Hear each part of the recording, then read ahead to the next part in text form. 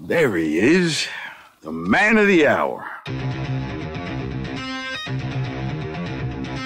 Today we were at the sanctuary. Eugene is talking to Negan. Negan has a problem and he's hoping Eugene can help him with it. See, I get a lot of free labor here working at the fence. Problem is, they don't keep, they fall apart. He comes up with an idea that Negan thinks is pretty cool that will help him out.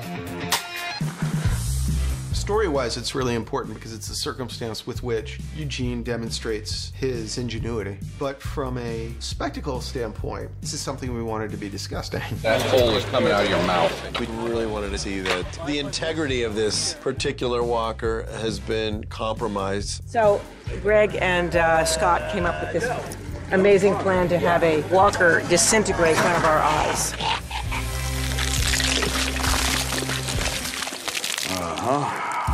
You can imagine how tricky it is to pull something like this off while having 5 pages, which is about 5 minutes, of dialogue happening around it.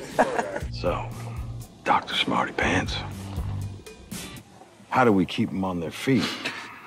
We did 2 variations of the front angle of the walker falling apart. We did a version where it was a puppet. Probably a little more with the arms. And we pulled pieces of the puppet apart. 3, 2, 1, action.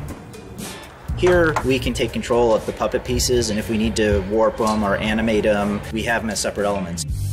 And then we put an actor in makeup, and we covered aspects of him in green, and then we revealed the green, and we pulled chunks of the stomach away. And then visual effects will add the guts pouring out. The tricky part of the scene is just trying to get everything to animate where we can see the lungs and see all the insides that unfold to the ground. And once we get them into the computer, we'll help them animate along, get the insides to look really gross. So then the next step would be on the reverse, where it's not as detailed. We then had 2 stages, one where we had a complete walker, and that was behind the conversation between Negan and Eugene. And then we had the disintegrated walker and all the gore that you can see there of the aftermath. Not only is that practical, it is badass. Between those parts and the help of visual effects, we'll be able to bring this guy alive.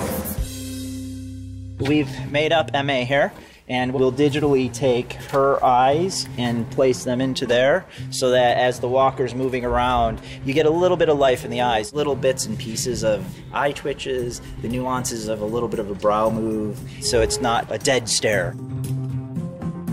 My agenda always is to push the combination of practical and digital. And marrying them together can create some insane magic.